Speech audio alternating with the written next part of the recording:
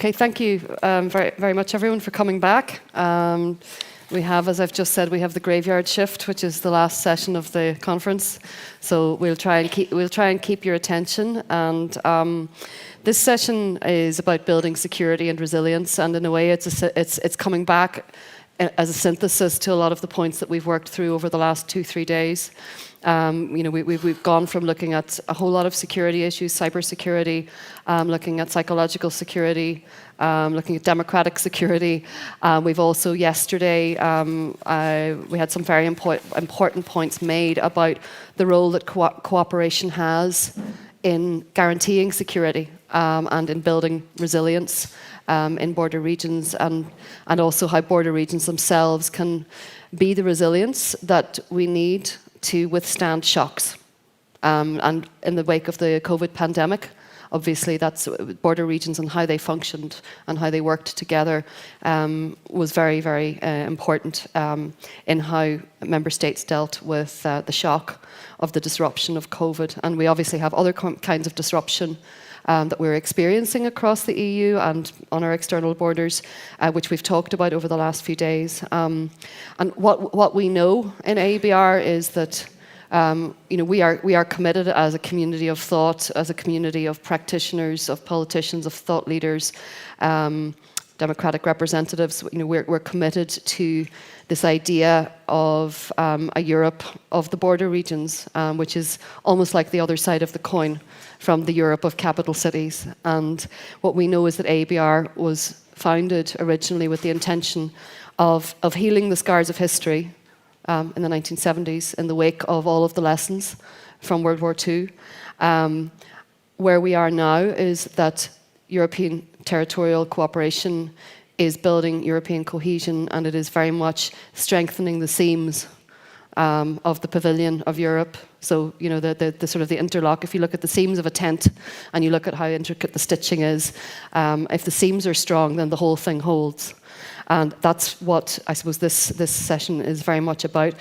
While we've been in AEBR and as a community of border regions across Europe, while we've been doing all our Interreg programs and our cooperation and our territorial cooperation, I think we've found that the tide has changed, and we are now having to use, and we will, as people who are working in cross-border territorial cooperation, contributing to cohesion, we are going to have to use our open water skills now for the next number of years. And how we do that must be rooted in practice. It must be rooted in the reality of cooperation. And this session is very much about some of the practical examples of that.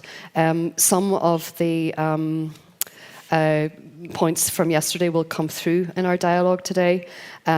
And I think you'll hear about a couple of Interreg projects here from this region, and I hope we'll have time for some questions at the end. The Slido, the QR code should be up, so please put your questions in Slido, and we will endeavour to answer them all before the end of the session. So what I would like to do is, first of all, take you through the panel. So we have Turid Backe-Viken, who's the mayor of Trysil municipality, and she's going to present on cross-border infrastructures, the Interreg Sweden-Norway SITE mobility and cross-border railway. We have Nils Gryting and Peder Stokke from Lindholm Science AB Hospital in Innlandet, who are going to talk about cross-border crisis management, pre-hospital cooperation, and digital support from the Interreg, the Interreg Sweden-Norway programme. Then we have Maciej Molak, who is Secretary General of the Faculty of Regional Development and International Studies at Mendel University in Brno in the Czech Republic, and he's going to talk about cross-border cooperation as an alternative way of providing fire protection and its effectiveness. And these are really important issues for civil preparedness in Europe. They are important issues for the environment, and they are important issues for the preservation of life when we're talking about emergency cooperation, life and in terms of human life and plant life and ecological life. Cinzia, my colleague from AEBR, Cinzia Dellagiacoma, is going to talk about the projects that AEBR has on building resilient borders, which is a pilot on crisis management and spatial planning, using spatial planning templates as a space for better, more resilient management of crises in cross-border regions. And she's also going to talk about cross-border energy communities. And then finally, we're going to have Pavel Branda, who is the Committee of the Regions Rapporteur and Chairman of the Cross-Border Cooperation Intergroup. He's also Vice President of the Euroregion NISA, and he's also AEBR's Vice President. And we're delighted to have Pavel here. He's an extremely well-respected voice within the Committee of the Regions, and he's going to speak about the Committee of the Regions' opinion on solving obstacles to cross-border cooperation of emergency services. Then hopefully we'll have time for discussion. So I'm going to ask Turid, who's the Mayor of Trysil Municipality, to take the floor, please. Turid, thank you. Thank you. Hello again. I hope you had a nice time here in Trysil since yesterday when I saw you. I'm asked to tell you a little bit more about Trysil and how we have been working in different collaborations to achieve growth and development in our region. And I will try to give you a backdrop of our situation and also exemplify with some important cases of cross-border collaboration. Trysil is, as you can see on the map, almost in Sweden. And I guess you also experienced by traveling here that we are quite far away from everything. And we are not located on a very heavily trafficked travel route. That means that if you come here, you have decided in advance. It is not just like you are passing by, so we don't have many drop-in guests. Trysil is a very large municipality. It's about 3,000 square quadrat kilometer, and it's the largest forest municipality in Norway. And earlier, of course, was the forestry and timber industry large in Trysil.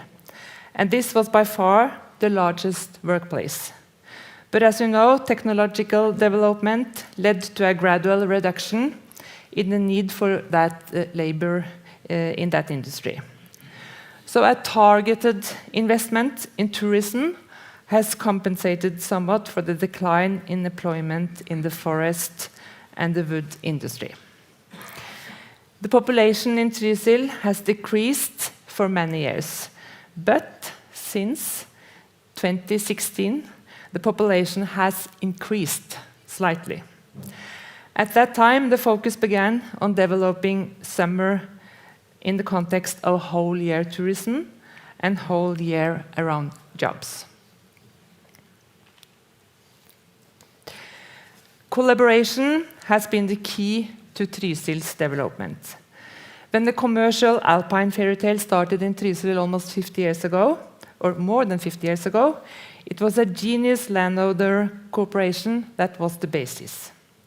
Trysil municipality was one of the landowners, and the landowner company is still one of our important pieces in Trysil's development, and the agreement between the owners has stood the time. In 2005, the ground owner company sold the Alpine company to Skistar, the Swedish company Skistar, which also operates Sälen on the other side of the border. And when it comes to year-round investment, which started about 10 years ago, it was a funding collaboration between ground owners, Trysil municipality, Innlandet county, and private business.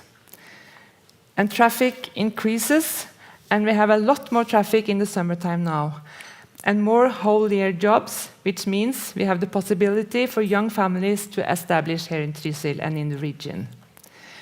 Of course, we still have challenges with our demography, a lot more older people than young people, but we do have net immigration to Trysil. One of our biggest challenges is transport and mobility, and that is both for visitors and for locals. And this is both from a sustainable perspective, but also purely logistically. And this is not only for Trysil alone, but for the whole region. You know, it's also the big tourist destinations on the other side of the border, Sälen, Idre, and we also cooperate with the Norwegian neighbor in north, Engerdal. And we also have the same demographically and a lot of similarities. And that's why it's more natural for us in Trysil to cooperate with the Swedish municipalities in many cases. It's more natural with the Swedish municipalities than our Norwegian neighbors. And that means especially when it comes to facilitate business development.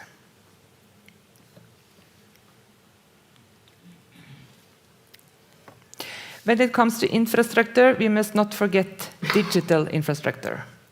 This is for us a very successful story, how we built out our digital infrastructure. We started in 2015, and an anonymous municipal council allocated money for this project. It was a historic investment in a high-speed broadband for everyone, regardless of where they lived. Trysil municipality has invested 45 million Norwegian crowns, but it was also funding from national and regional authorities. And Trysil is one of the first municipalities with such a wide coverage in rural areas. And this was noticed. Trysil even won the prize for European Broadband Award in 2023. The picture you see is from this summer when we were knocking the doors in the last households in the 2 last villages without coverage. So now we very soon have 99.9% coverage in Trysil. And in these days we are just starting up discussions about cross-border cooperation with our Swedish friends, also when it comes to building digital infrastructure. I have mentioned SITE, I also mentioned that yesterday. And this is a very important collaboration for us. This is SITE, it's 4 municipalities working together since 2011 in different Interreg projects. It's 2 municipalities on the Swedish side and 2 on the Norwegian side. And we are now in the 4th project, which focuses on mobility. This period is 2023 to 2026. In SITE, we built network for long-term relations, since this kind of work needs more years to establish and change towards a climate-friendly transport system that contributes to a strong business life. That's the goal. One of the most spectacular results of this cooperation, Scandinavian Mountain Airport. At the end of the 1960s, a simple airport was built on old farmlands next to the Norwegian national border. And the airport was properly restored during the 1970s when an air club was founded and when it took over the operation of the airport. Today, an international airport has been made ready and the runway has been rebuilt, extended and widened. Scandinavian Mountain Airport has been initiated and is owned by the local business company. We are able to receive the largest air wildcraft types with Swedish and international guests who want to visit our fantastic mountain region. And this is the routes for coming winter. And I know that you all will have a presentation of the airport tomorrow. So I won't tell you more about the airport now. But just repeat that for us this is very important. In Trysil, more than 80% of the commercial guests come from outside Norway. So for Trysil, the airport and easy access to our destination is very important. It's a lot of projects going on in SITE mobility, like electrification, carpooling, etc. But I don't have the time to go through that now. But I must tell you another spectacular mobility idea that we have started to work on in this region. And that is not airport this time, but now it's railway. Scandinavian Mountain Railway. In short, the Swedish municipalities have been working with this for a long time in civil context. But now, with Swedish membership in NATO, they also have military and preparedness arguments and focus. So they contacted us just 5-6 months ago, and the idea is to build a railway connection east-west. And this picture shows today railway infrastructure and the missing link. So the missing link is from Elverum to Sälen.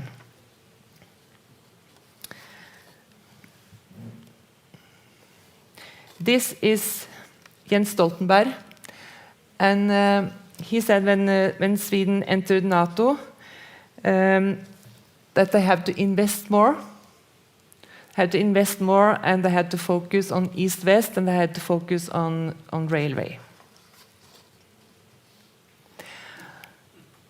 And after Sweden entered NATO, the Norwegian forces, they turned around on the map when it comes to security. So instead of south-north, they now have west-east focus.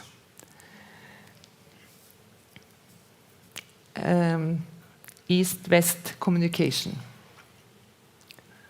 So this is a new map. It's a reorientation after Sweden, but also, of course, Finland entered NATO. So this is a quite new idea for us, quite new project, and we can ask, is it realistic? Why should the Norwegian authorities be interested in this project?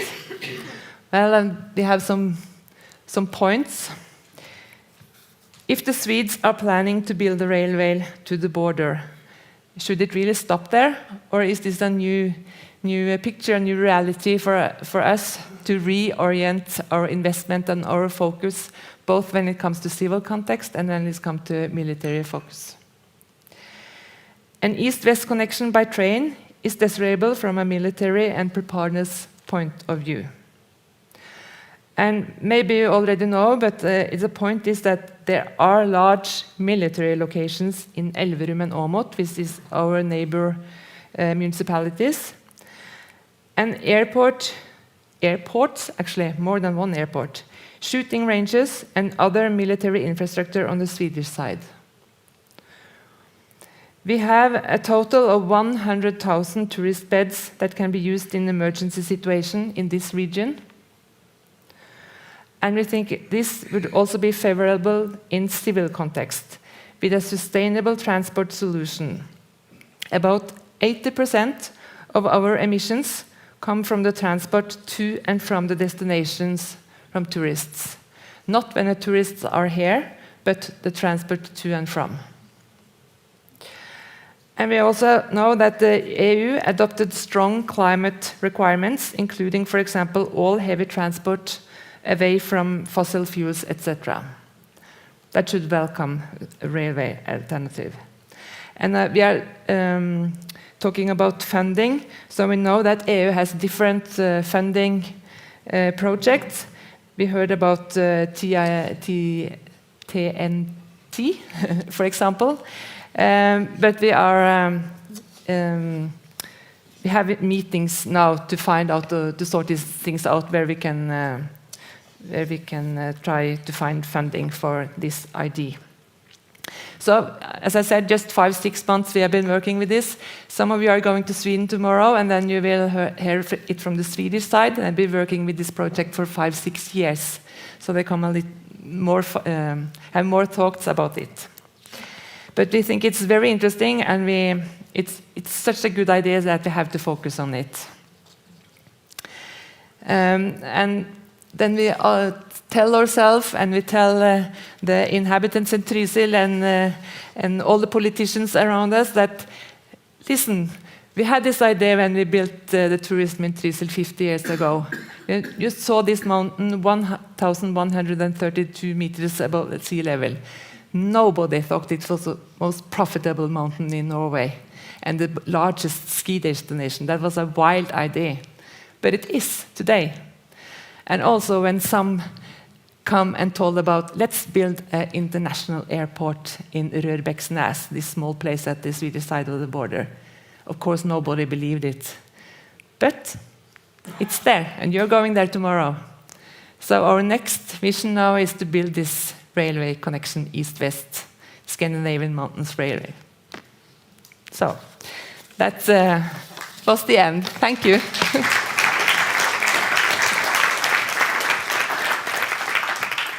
I'm going to be playing musical chairs and taking the speaker's chair every time they stand up. I'll sit down. Thank you very much, Turid. I think one of the things that we have just heard described is first of all that the sustainability, the releasing the sustainability of a region or a natural asset, an environmental asset, by putting infrastructure in around it, and that in itself is hugely important for peripheral regions where there is a lot of nature. And you've got a lot of natural assets, and how do you do that in a way that also then deals with things like defence and readiness, but also, and very importantly, how do you build sustainable connectivity for citizens and civilians, and how do people live their lives in a way that is sustainable, because there's connectivity between countries and people aren't living remotely, and that is also one of those issues that for the 10T across Europe is how much is the 10T supporting cross-border connectivity as well, not just in-country connectivity. So I really like the idea of focusing on that sort of normal time connectivity through the investments. I mean, I grew up in a place where we had an airport and we had a railway track that ran through the airport, but because it was a military airfield, there was no stop. There's no railway stop at the airport, and there still isn't. So, it's how do you do that integrated planning in a way that's sustainable for people, I think is very, very important. Our next speakers are from the hospital here. They're going to talk about other innovation. I know it's in the paramedic services area. I know from my own experience that paramedics are some of the most innovative thinkers in the health service, so Nils, no pressure. But we're looking forward to hearing from you, so please come take the floor. Thank you. Yes. We are going to talk a little bit, tiny bit of this project because it's huge. This project called Prehospital Video in Collaboration is a Swedish-Norwegian Interreg program. And on the Norwegian side here is... Yeah, my name is Nils, and I'm a paramedic, and also the project manager for the project Previs on the Norwegian side. And I work for the hospital in Innlandet. Yeah, and my name is Peder, and I'm an innovation advisor in the research and development department in the hospital. This project was funded by Interreg and Innlandet fylkeskommune as well. Our biggest goal in this project is that healthcare should be borderless. That's why everything that we develop in this project should also be borderless. And we share everything that we develop. And we are going to hopefully show you a little bit of what we are doing on both the Swedish and Norwegian side.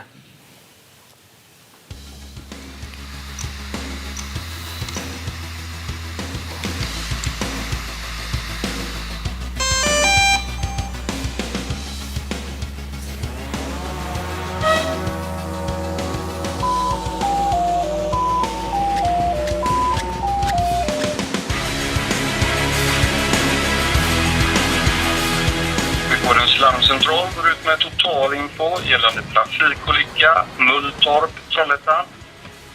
Singelolycka, personbil i dike, inringade är förbipasserande, oklart skottläge. Räddningstjänst ambulans på väg, UAS aktivera, förväntas lämna lägesbild inom 2 minuter.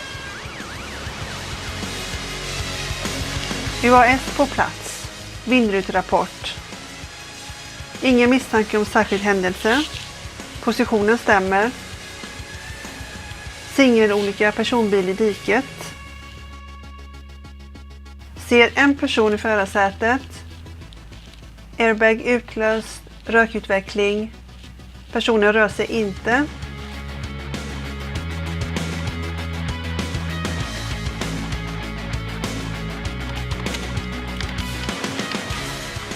Ser ingenting runt bilen.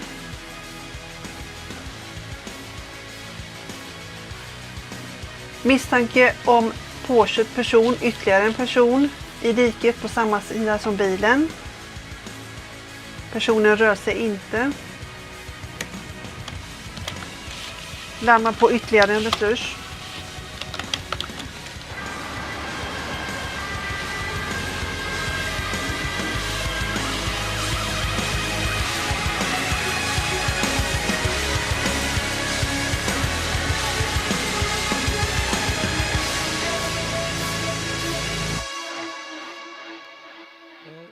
This first video was from the Swedish side of the project, and you saw a first on-scene drone that was at the accident site before the ambulance and the fire brigade. So they could dispatch the right kind of resources and the right amount of resources. The Swedish side are working on 4 different projects concerning use of drones in these kind of situations. The first, the project has been ongoing for several years already. So they are now dispatching defibrillators in several cities in Sweden already. That is the drone they use today. The second project is what you saw in the video. It's kind of a first responder at the site. They can also be used in different other cases. Yeah, in cases like this, for instance, and this picture like this will give us, like the incident commanders on the way to the scene, a lot of good information before you are on the scene. So, and then it will have a big impact on the decision making on the way to the major incident. So, and also a good thing for the safety for all the personnel. Just see the smoke. Don't get the resources in the wrong way. For example. Yeah. The third project they have is drones that will deliver medical tests or medicines from A to B. And the last project is drones for surveillance on incident sites. That we have tried in different ways what we call it, exercises around. So we are not there yet. Now, on the Norwegian side of this project, we have developed mobile video solutions. And instead of just talking, I'll play another video so we can show both the description of what we are doing and why we are doing it.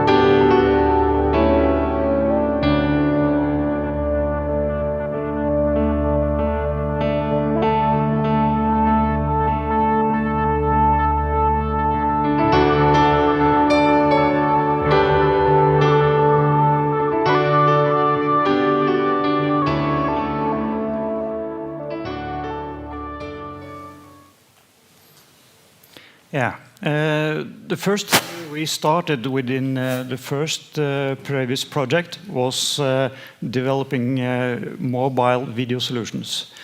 And this is one of the solutions that Nils is putting on, because he needs to have both hands free to work with a patient.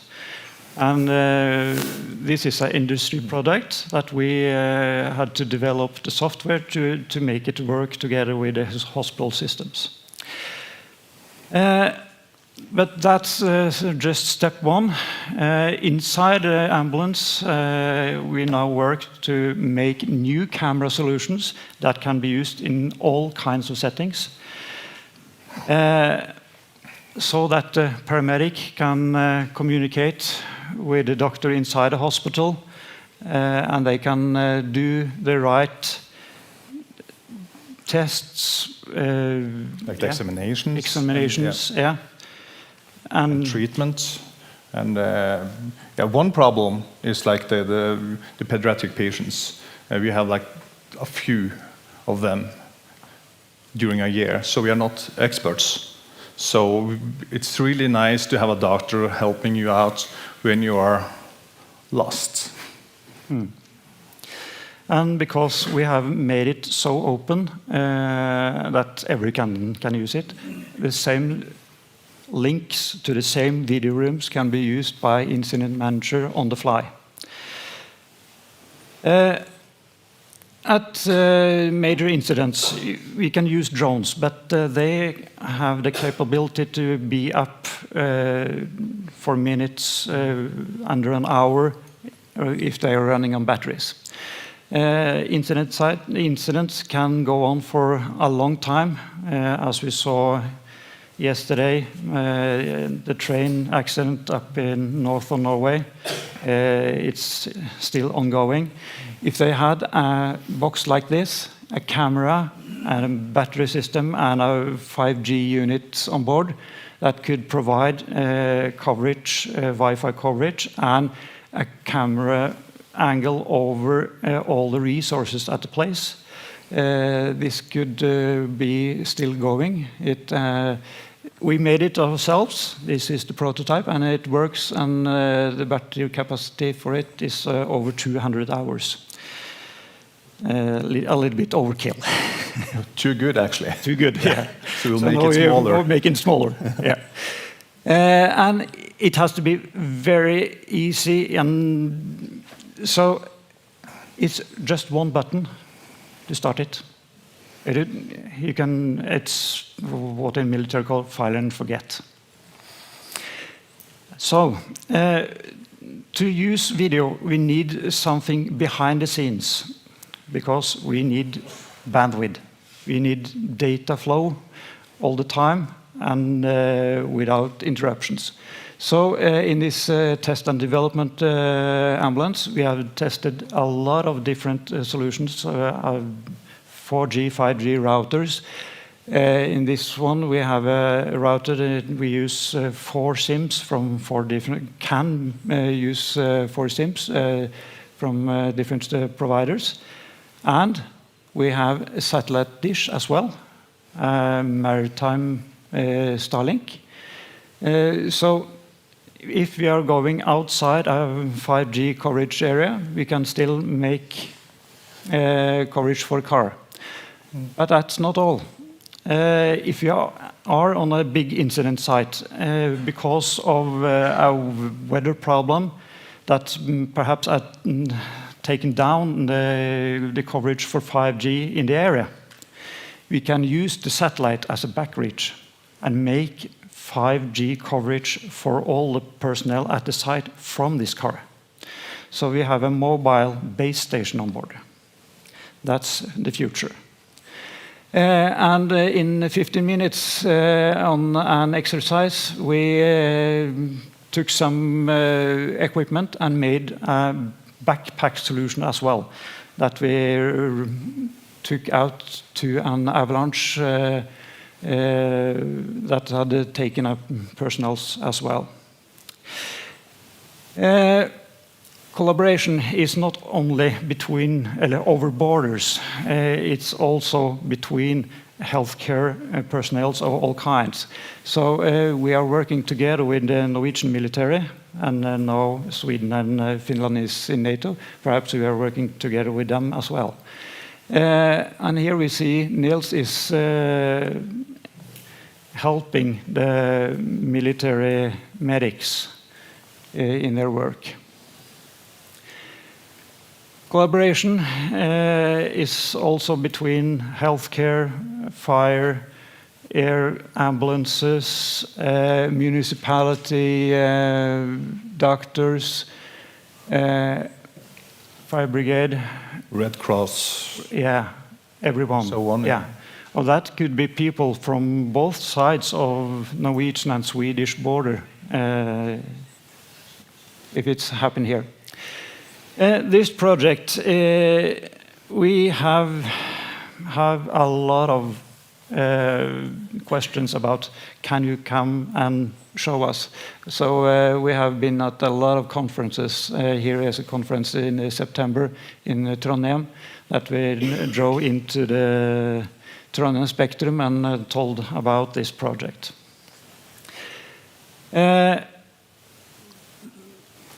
We work not just technical to make things. We have done a lot of political work, and that's still ongoing because we have some issues here.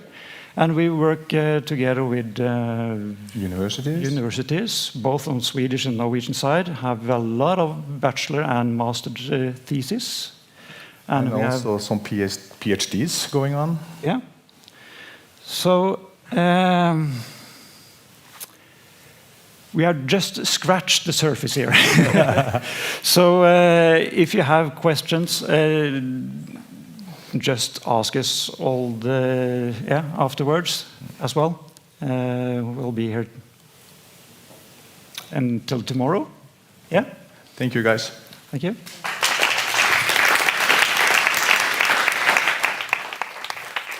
But I think that's we've spent a lot of time the last few days talking about the risks associated with digitalization and technology advancement, and what we've actually just seen now is how technology can be a force for good, and also the emancipatory power of digital technology, particularly for remote regions, for border regions, and for the preservation of life and the protection of people.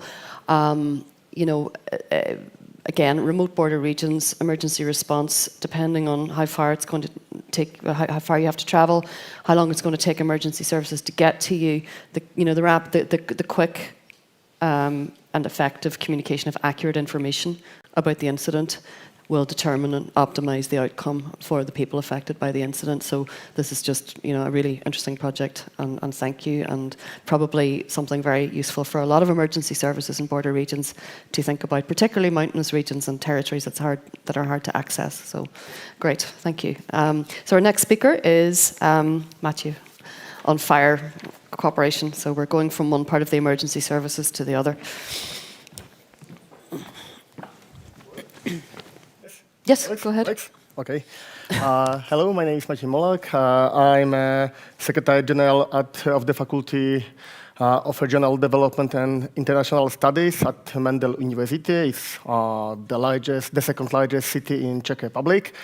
My presentation will be about fire protection, but not only, because the fire brigades are a crucial pillar of the risk and crisis management, and I show you why we will discuss more about the crisis and risk management, not only the fire cooperation or the fire brigades cooperation. The reason why we researched this topic was some few hypotheses about the borderlands, which are mainly peripheral in relation to the inland. It's a lot of regions across Europe. The second reason was that this region do not have a 360 degrees perspective of territory around for a national cooperation. And the second, the last one, the third, is that the location of the territory can have a negative effects to the availability, scope, and quality of the public service. And we research this fire protection as a cross-border public service, and we try to develop methodology and testing in the context of availability, scope, and quality of them. I promised Martin that today this presentation will be less about research methodology, more about the policy recommendation, but there is a few important points which we need to take into account. The first question is why we discuss about cross-border fire protection. We have a few the same reason which are universal for all cross-border public services. It can develop the challenges and changes in the region. The second one is positive fulfillment of the gaps in the national system. And the last one, which is most popular between politicians, is make the public services less costly money.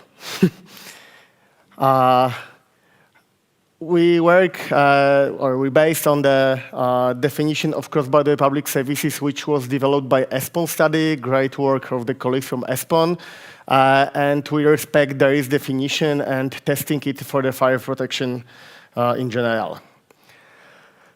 Important thing for the local and regional development is that cross-border cooperation is a really great tool for multi-level governance and the fire protection especially. On this table you can see the fire and risk system in the Czech Republic, in Poland. It's an interconnection of the public sector, private sector, state and government level, regional, local, and a non-profit organization with the Association of Fire Brigades and commerce for the fire department on mainly in industry. All these parts is covered by the fire alarm plans or rescue plans, and you can see that cross-border cooperation is relevant for 3 of 4 the parts of these sectors. It's really important, and it's great for testing it. This system is really complicated in the national level because it's not hierarchical or vertical system. It's a multi-level system when the units cooperate not linearly, and you can imagine the cooperation between these 2 similar systems on the Czech and Polish side, which has a lot of actors and they cooperate in the different level.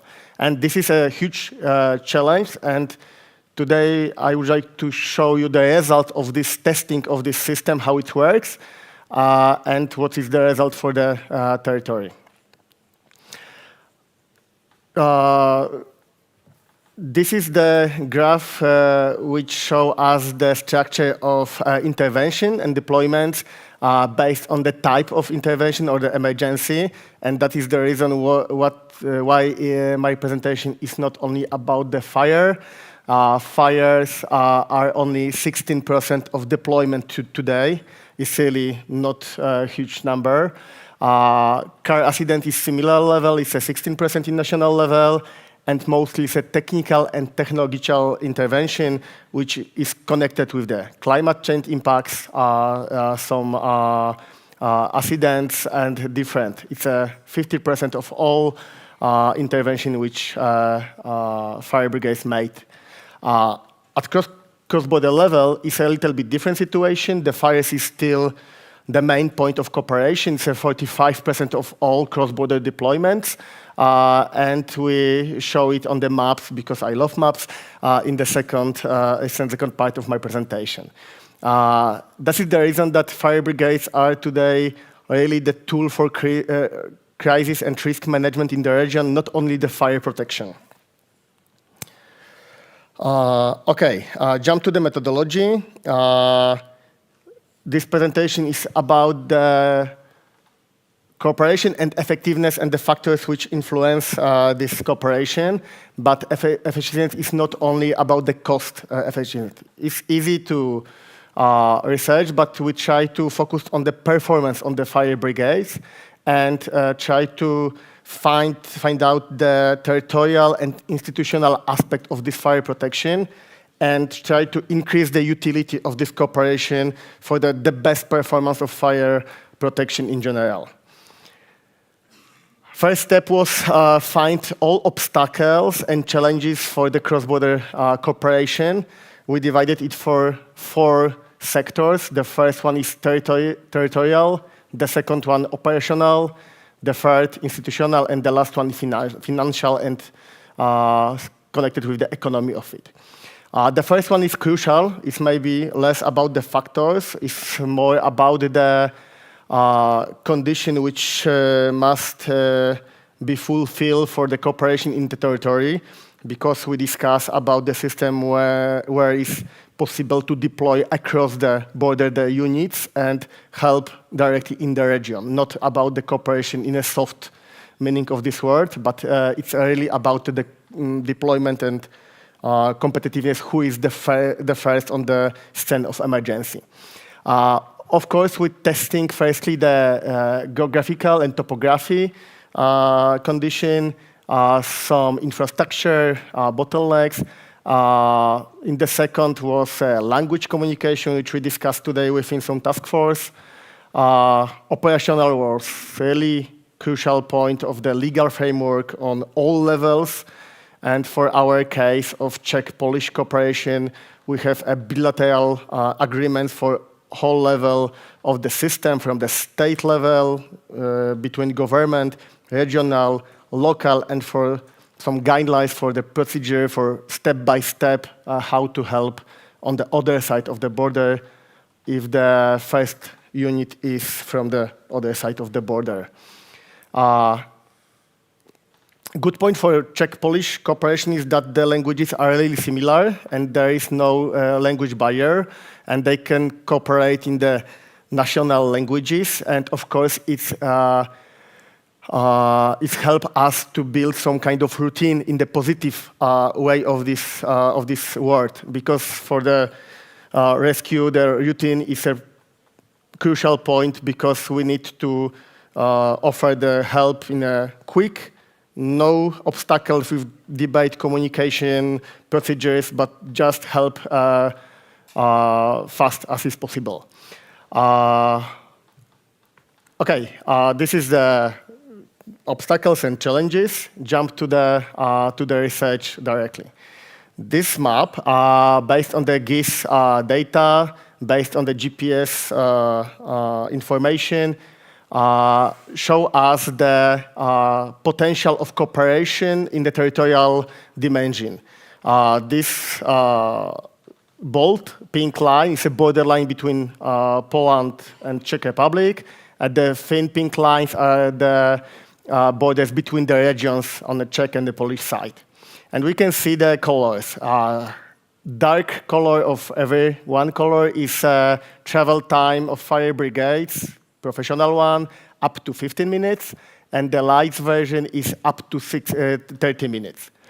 And we can follow on this map what is the permeability of the border. In the middle, on the green one, is our case study, District Jesenik. The red point is a location of the professional fire brigades.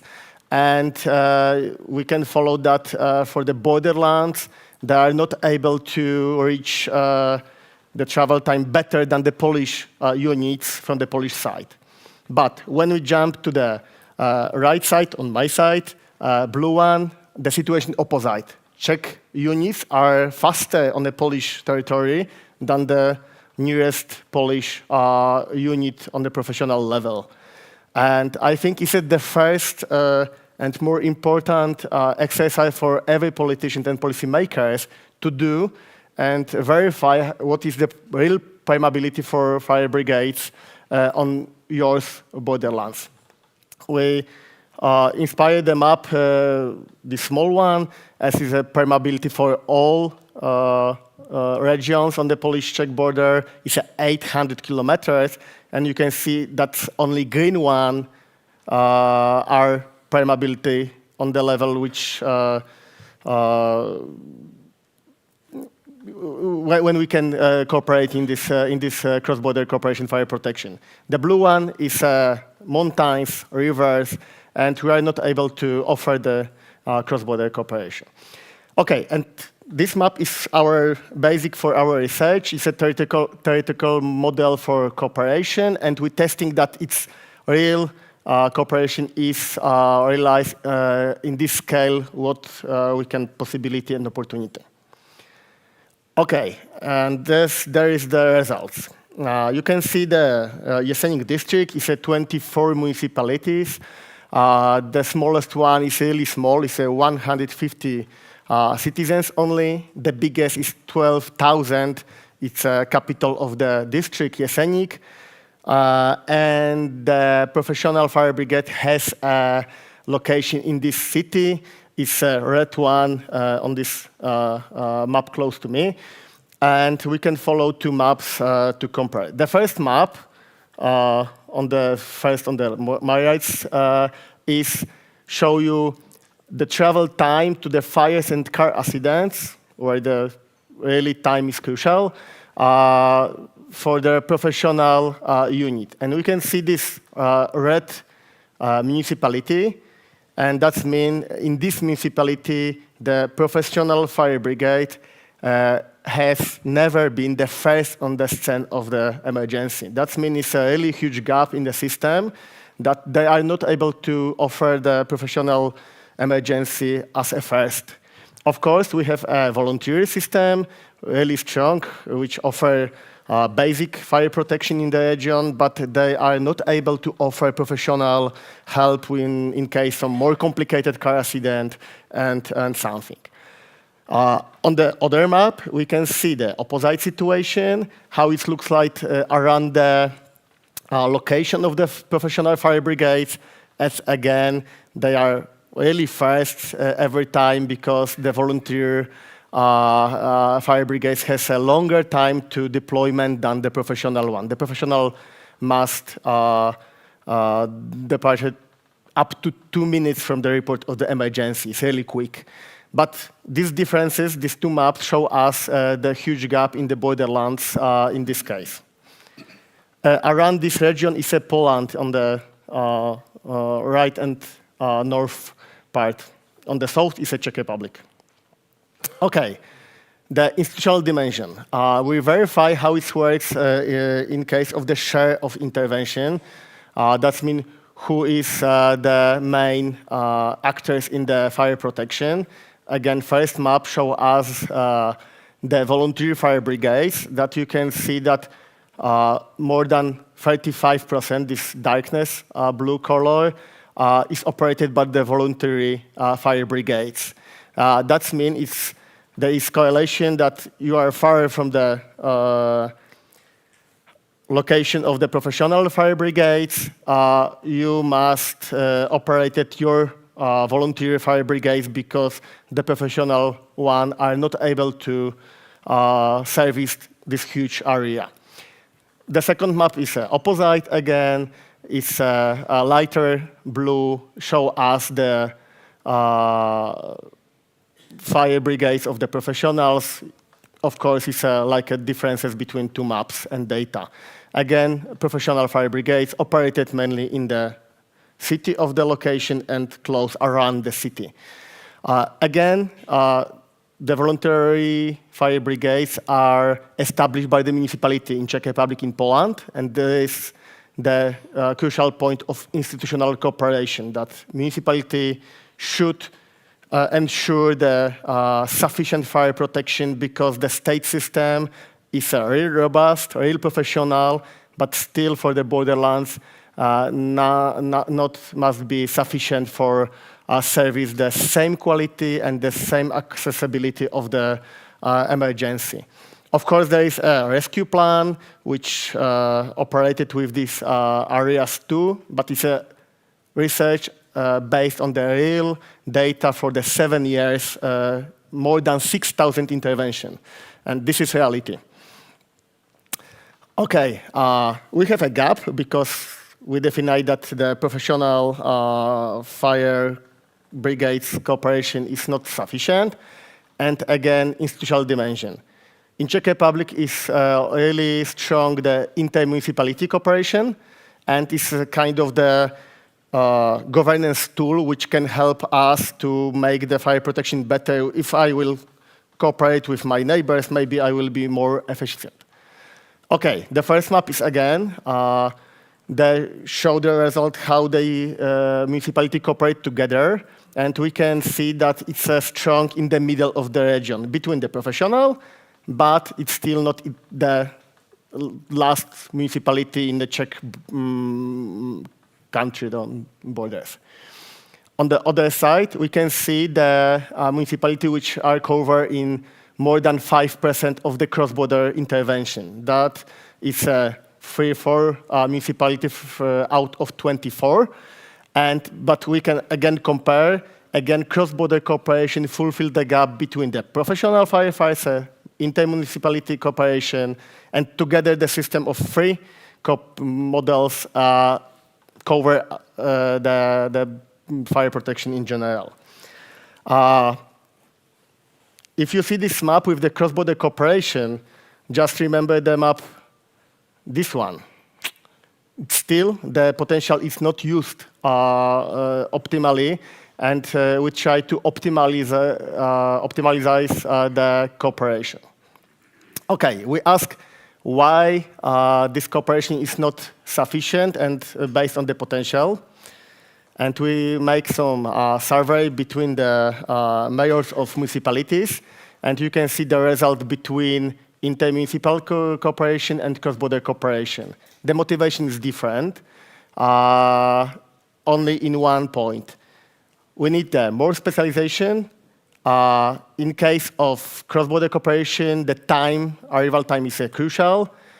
For inter-municipality, more support in a long-term intervention like floods. The final aspects are not crucial for mayors. But we can follow that the financial aspects are pretty clear. There is a typical economy of scale. In small municipality, the cost for fire protection are 4 times more expensive than in the middle town or a city. And the cooperation is only pay off for everybody. The findings, it's just a sum up of all what I told. Thank you very much for it, and thank you for attention. Thanks, Maciej. And I think some of the really important points that we keep having to make about cross-border cooperation and why shared services are important in border regions is exactly what you've demonstrated. It's the matching the needs of the territory with the full totality of resources that are available, and looking across the border to see the totality of resources that are available to the geography of a border region. And that does involve looking across the border. It involves complementarity, and it does involve reducing costs, but also reducing duplication and waste and all of those things. So, the idea of that sort of territorial complementarity as expressed through the analysis that you've done on fire services, collaboration and coverage is really important. And the other thing, point that you made as well, is that it's a combination of intermunicipal and cross-border cooperation, but actually the rationale for persuading people to do intermunicipal cooperation is actually almost the same when it comes to shared services. So, it's the same benefits, just the boundary that you're collaborating across might just actually be a national boundary rather than an internal one. So thank you. Cinzia, you're next. I'm just going to let you take the floor. Thank you. Suppose that for those all of you who were sitting here thinking, oh, I would like this in my region as well, I hope you're going to enjoy what I'm going to say. So what we have discussed also yesterday a little bit is how member states tend to close their national borders in moments of crisis and insecurity, while many of us who actually know dynamics in border regions better than that, actually yesterday we had very strong opinions saying that this is not very efficient, and rather a coordinated response is more efficient in order to actually be resilient. So here I would like to ask myself, the panel, and you, how can we actually ensure security and resilience in our border regions, and especially in this nowadays context in which, unfortunately, crises and risks linked to the consequences of climate change are actually increasing. So,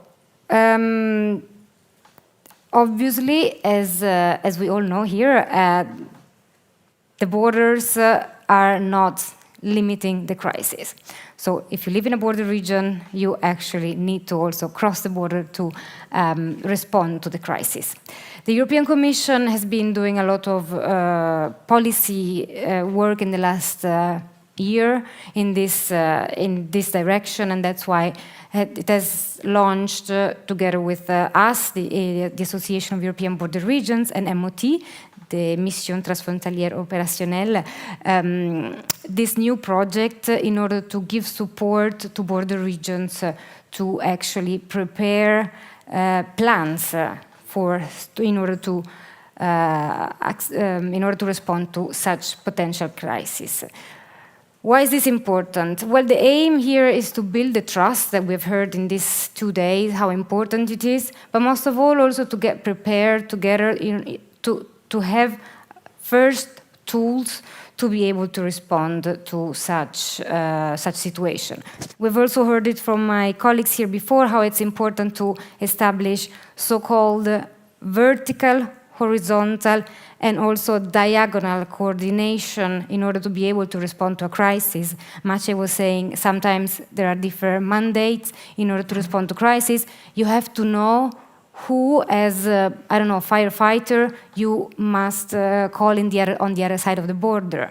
How do you know that? Well, through joint plans. It's very easy concept here that the project is going to look at.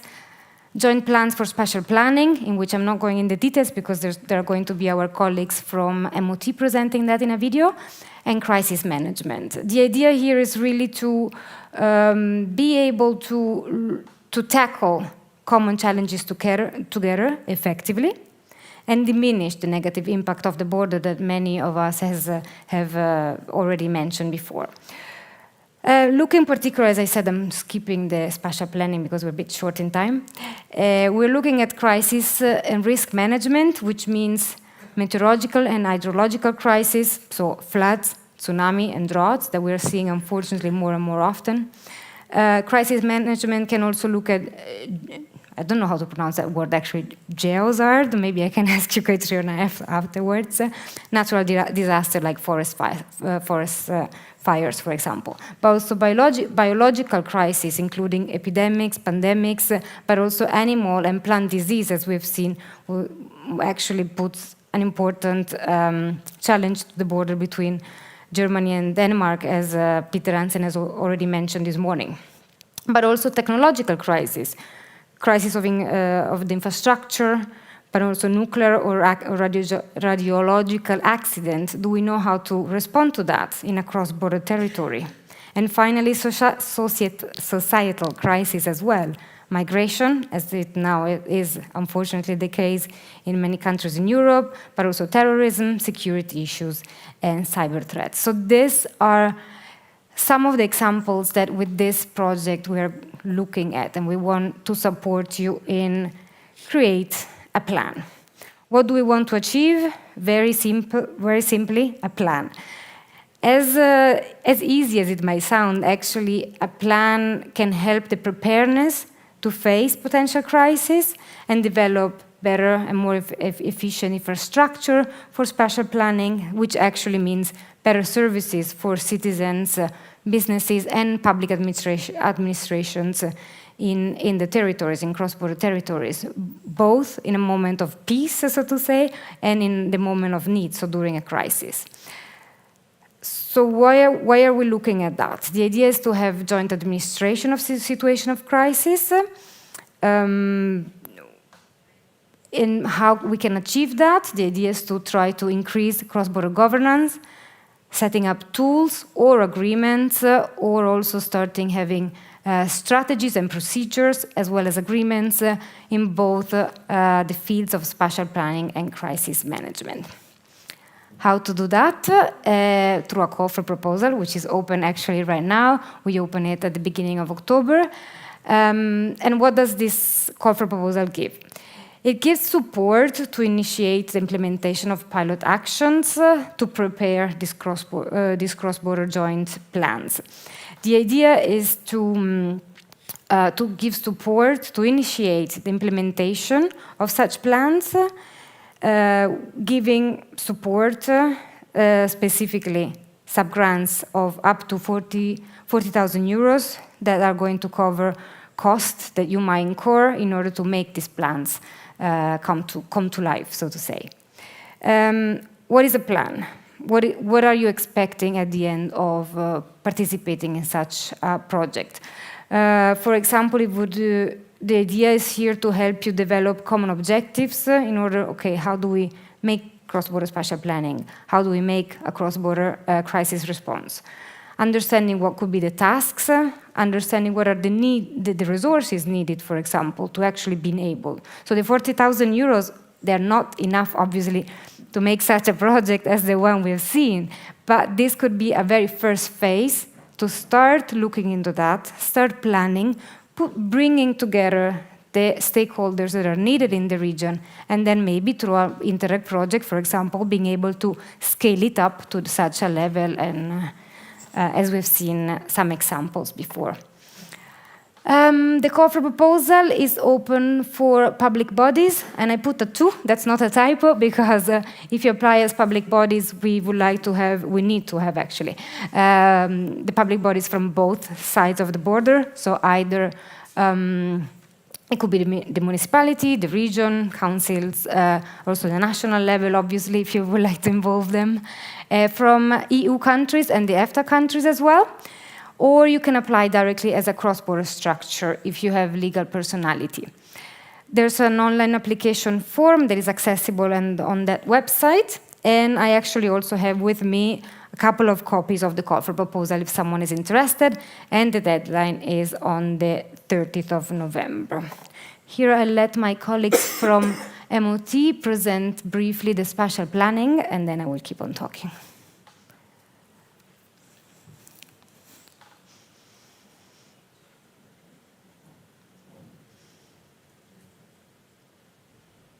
Hello from Paris. I am Jean Perroni, Director of MOT, and Raphaël Biaggi is Policy Officer at MOT. Thanks to AEBR to give MOT the opportunity to present the second slot of the call. A useful resource for this call is the work done by OECD for DG Regio about cross-border governance framework and tool. You can find the link on the slide. And in this study, you will be able to find 4 main dimensions, basically, that have been identified by the OECD. The first one on establishing and reinforcing cross-border governance. The second on planning and monitoring also and evaluating cross-border cooperation and governance. And then a third dimension is about funding and financing. And finally, the fourth is about promoting and advocating cross-border cooperation at local level. So in this study, you will also find some boxes, checklists, let's say, of actions that can be developed in all these 4 dimensions. So we really invite you to read this study to learn more about governance and spatial planning. Another resource is the 2 MOT studies for DG Regio about the effects of COVID-induced border closures on cross-border regions. These 2 studies provide lessons and recommendations for multi-level governance, as well for crisis and ordinary times. And you can find the links as well on the slide. So about this call for proposal, Resilient Borders, in terms of spatial planning, you will be able to, for instance, eligible actions are, for instance, cross-border governance bodies to be established, or developing internal governance or the participation of stakeholders, strategic planning documents, information sharing, developing cross-border public services, but also monitoring and evaluation, and identifying funding and investment opportunity at local level. And finally, the final 2 possible examples of actions are durable political commitment, and boosting the visibility and the promotion of the cross-border regions. So if you're really interested in learning more about this call, you can get in contact with us at MOT. You can find our email address in the PowerPoint. And, well, we wish you best of luck for your application. As our colleagues of MOT mentioned, the call for proposal is indeed based on a couple of studies that DG Regio has commissioned in the last years. All of this, you can use it also to prepare the application and then the plans, and it's all linked to our website. Oops, okay. The website is again here, and I'm going to actually borrow the words and the inspiration of MP Daniel Schutzers, who said yesterday, how should we approach our work? And he suggested to ask ourselves the question always, is what I'm doing helpful to build a better cooperation, more sustainable, stronger, and more resilient Europe? So here is my question to all of you. And I invite you to ask yourself this question when considering whether to apply to this call. And again, here is the website for more information. I need to be faster. Another important aspect for resilience is energy security. So I'm happy to announce that in the next months, it's not clear exactly when, we're going to implement another project for another call for proposals about cross-border energy communities. We're going to give technical support to the selected applicants through also the partnership with RESCOOP, which is the European Federation of Citizens Energy Communities. So there's going to be also a strong involvement from real technicians, so to say. And we're going to give a financial support of 20,000 euros to help then again bring the citizens together, bring the decisions maker together. This will be announced in the next months, I think. Yeah, we'll see. And that's it for my side. Exactly. So here, this is the answer, which is a bit stupid that the answer comes before the question. But then the question is, I also started with the question, how can we actually build security and resilience in our border regions? And I think we can only say through more cross-border cooperation. Thank you very much. And yeah, I'll be here for questions about the call later. Thank you. Thank you. Thanks, Cinzia. And we'll be providing all the presentations, but again, AEBR's website has all of that information on it. If you're interested in applying for any of the programs, just go to the website, contact us, and we'll get that out to you. So I'm now coming to the final speaker of the panel, who is Pavel Branda, and I think the thing that struck me very much listening to the presentations is really that how, and I don't need to tell our colleagues in the healthcare sector this, but good crisis management, effective crisis management is built and is dependent on there being embedded and very robust risk management systems. And in that space, there are risks that you can control when you're in the health service. There are risks you can control through things like governance, through procedures, through protocols. There are also risks that you can't control, which are usually financial, and they are to do with public resources, and they are to do with the decisions that politicians make about the allocation of resources. And there's a relationship that needs to be understood between decision making and mitigating risks, because if you're talking about emergency cooperation in border regions or anywhere, the risk mitigated is the difference between life and death. So, the stakes are high when it comes to decision making and political decision making around this. So I'm going to ask Pavel if you would like to stay sitting, or you can come to the podium. Either we can swap places. Pavel, please, to have the floor. Thank you. Okay, this microphone works. Good afternoon. I have the unpleasant task of being the last speaker in the last session. So thank you for staying. But I didn't prepare any PowerPoint presentation, but I would like to mention the work that we're doing in the Committee of the Regions. Because we talked about the obstacles, the B solutions, and how to overcome them. And the truth is that there are still quite many obstacles.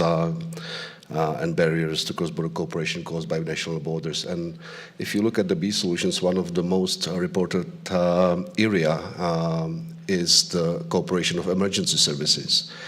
And we feel that this should be resolved because this can unnecessarily actually cost very real lives. So we came with an initiative opinion in the Committee of the Regions to focus on this. And the objective of the opinion is, was, we wanted to analyze the types of obstacles that exist, looked at the current situation and define the main types of obstacles and investigate how possibly to resolve them.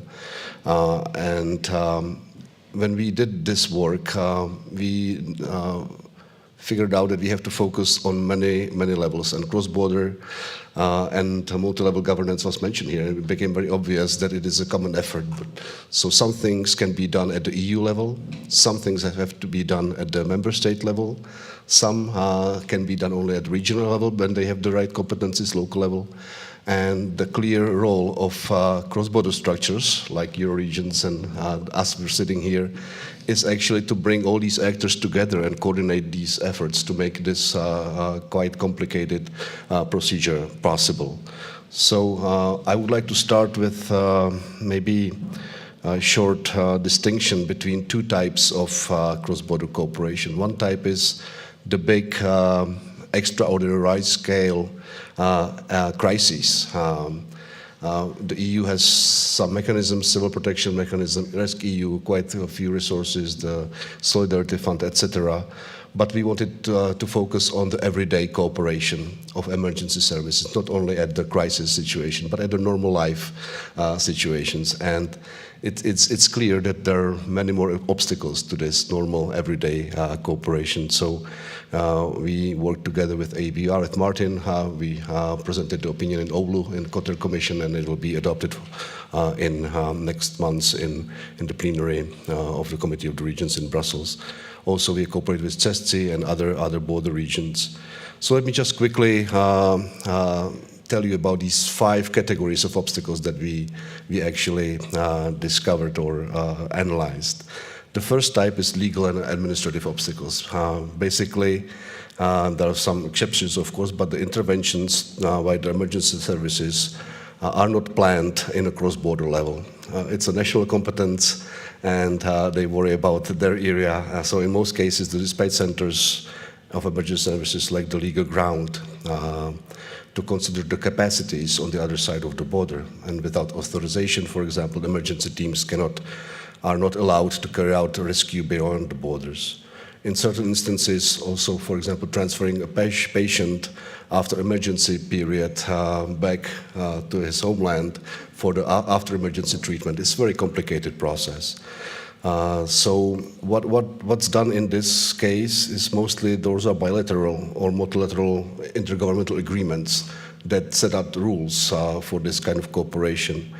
And there are areas that work well, but there are still areas in the EU when such agreements are missing, and this cooperation is not even possible. So what we propose, we ask the Commission to prepare actually a framework convention sample to look at the areas that are functioning well and propose a framework agreement that the member states that don't have such agreements can use. And it should cover all the aspects of cooperation that are already in place somewhere in Europe that the member states can choose from the best suitable model for that. And if this doesn't work, we even ask the Commission to look into potential of proposing a new EU legislation to bridge, at least partly, the existing legislative disparities in border regions when such agreements are not in place. We, of course, support the regulation of facilitation cross-border solutions, because this can be a great tool to resolve also obstacles in emergency services. Also, we ask member states to do some kind of cross-border friendly implementation of EU laws. There are some directives that are implemented by each member state, but if it's not coordinated, it can actually cause more new obstacles in everyday border life. We also ask the member states to develop either joint protocols and agree on joint protocols or have some mutual recognition of such protocols in the border areas. And we have already some examples where it works very well. We call them the functional cross-border areas. Then they are actually helping to deliver real cross-border emergency services. But what is, I think, essential is to move from ad hoc request for assistance to an automatic involvement on the other side of the border, and become it like a new normal, actually. So involve it in the plans, focus on preparedness, and have schemes set up already for the situations that require cross-border cooperation. The second type of obstacles are financial, of course. Everything is about money, so who finances these things is always a question. But it's not only that. For example, if an ambulance causes an accident on the other side of the border, the question of liability, etc., it's always difficult. But we would like for the EU to actually develop a model contract that could regulate the relationship between the health insurance providers, healthcare providers, and the clients that the member states could actually use. As far as finances, we of course have all experiences with Interreg, so we need a robust Interreg in the future, because part of the Interreg should also be used for cooperation of emergency services and resolving the obstacles. But when we were talking about these cross-border functional areas, for example, in emergency services, it's also good to look at other programs like Health for EU or Digital Europe or Invest EU, and actually maybe have some integrated turtle investment like the cross-border ITIs, when you can use money not only from Interreg but from the other funds to actually finance this cross-border functional area. The third type of obstacles are technical issues. You know, the digital maps sometimes at the border. There are different technical standards. Radio frequencies are authorized nationally and vary among member states. There are two quite important EU initiatives right now. First is the proposed EU critical communication system. It was in the next Commission guidelines. So we see that there is a need to involve local, regional, and also cross-border level in the preparation of such communication systems, so it can actually be used on the ground. So it's not just between member states, but it can be used in the cross-border situation. And we also welcome the European health data space that could actually significantly ease the transfer of passengers across borders if it's also fit for this. And we have another quite ambitious proposal, but we ask the EU to come with a regulation on the operational signals by foreign rescue services. This would especially solve the problem in multilateral areas where you have several countries and you need to ask for the recognition of the signals. If there would be EU-wide standard, that it would ease the situation. When we're talking about technical issues, there is a great potential, I think, in new technologies.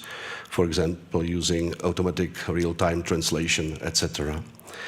The fourth area, somewhere it's not a problem, but in many borders it is. Those are language obstacles, because you need to find a common cross-border language for communication between dispatch centers and emergency services, between ambulances and hospitals, also with the patients. So it's quite an issue, but as I mentioned, the technical solution could help. But what we all feel, we should invest in our border regions into bilingual education from very early age, already from kindergartens. But we should also support language trainings and, for example, internships between the staff of emergency services, so they know the language of the neighbor. And I will end with the fifth area, and those are mental and cultural obstacles. Overcoming these prejudices and false concepts, I think, is essential precondition to cooperation. sometimes the lack of trust stimulates the need for cross-border solutions for patients to be treated by emergency services and health facilities in their homeland and not in the other side.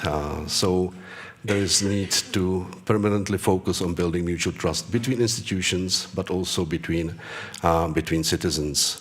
So here I think the role of people-to-people projects and small project fund is crucial. And thanks to our work with AEBR, we managed to actually, that these projects became part of the Interreg regulation. Hopefully they will stay there, and they should be further simplified in the future. But those are also activities like joint trainings and internships.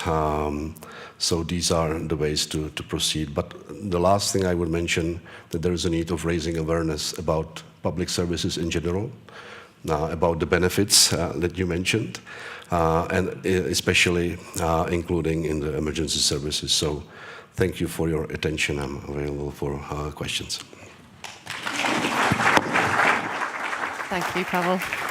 Thank you. That was a very comprehensive rundown of the Committee of the Regions' opinion, which really synthesises a lot of the kind of issues that we've heard about today, that we know we need whole systems approaches to these things if the whole of the EU is going to become more resilient in terms of emergency response, emergency cooperation. It also improves lives for everybody straight away if we can do this. And I think that's hugely important. I particularly like the fact that the bilingualism, the multilingual thing is there. I know there isn't enough of it.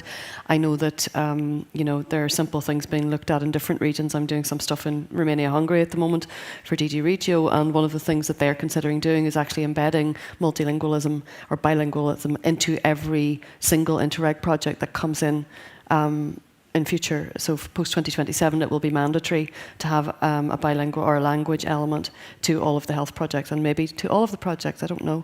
So we'll see. So look, thank you very much. We do have, I think, about 2 minutes. What have we got? No, we don't. We don't even have 2 minutes. Can we go on a little bit, Martin? Yeah, another few minutes for the questions. So I'm the person who might fall off the stage by trying to read this, but let me see. Let me see. That's a very technical question about the videos, the data protection piece. I'll come back to that in a second. Just let me run these down.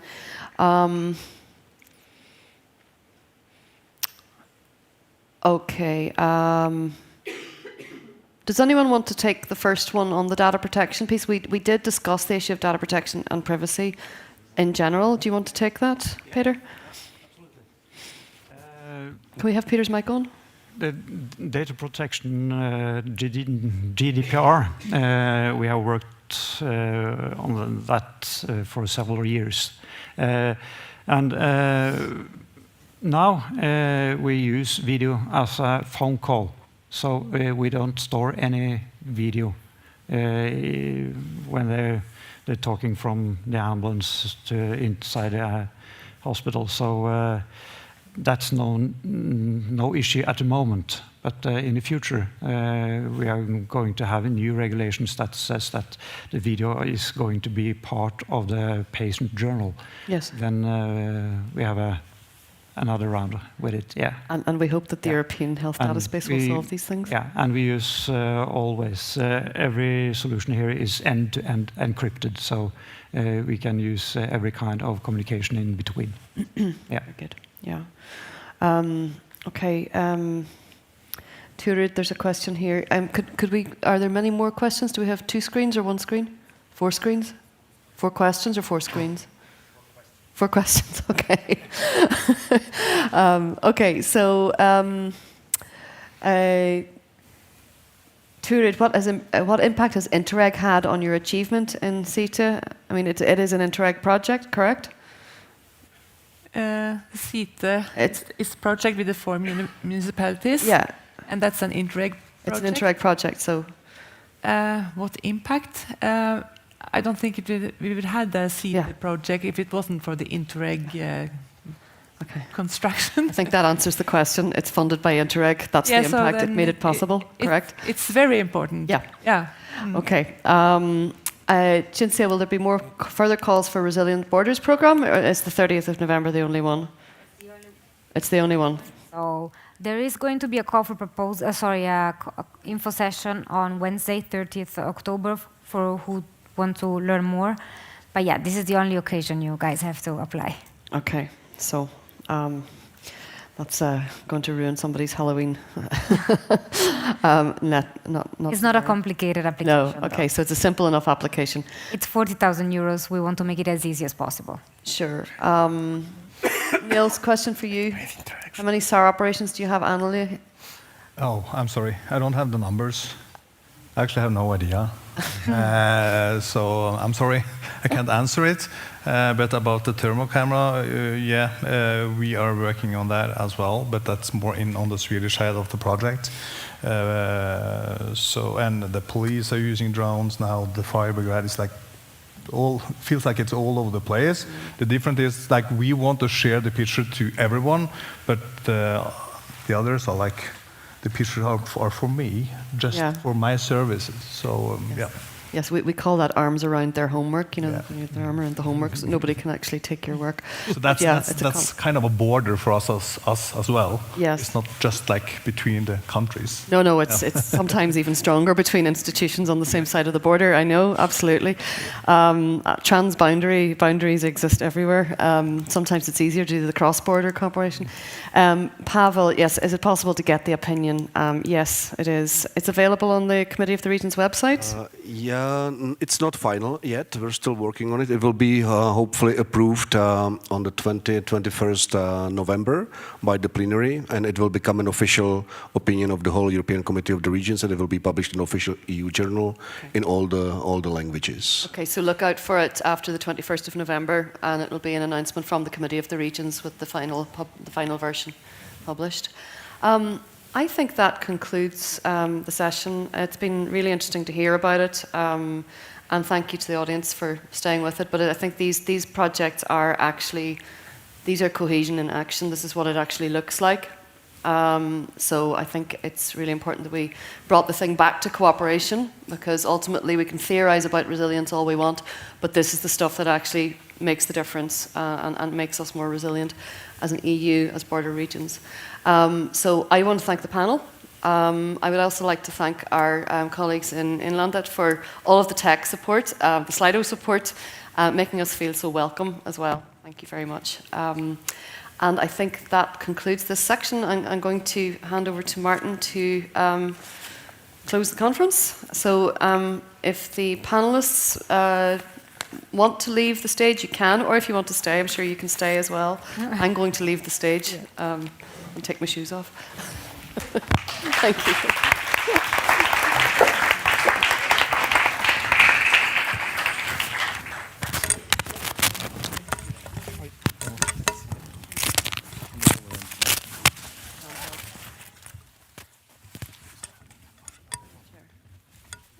Did Pavel take it? No. Pavel had one.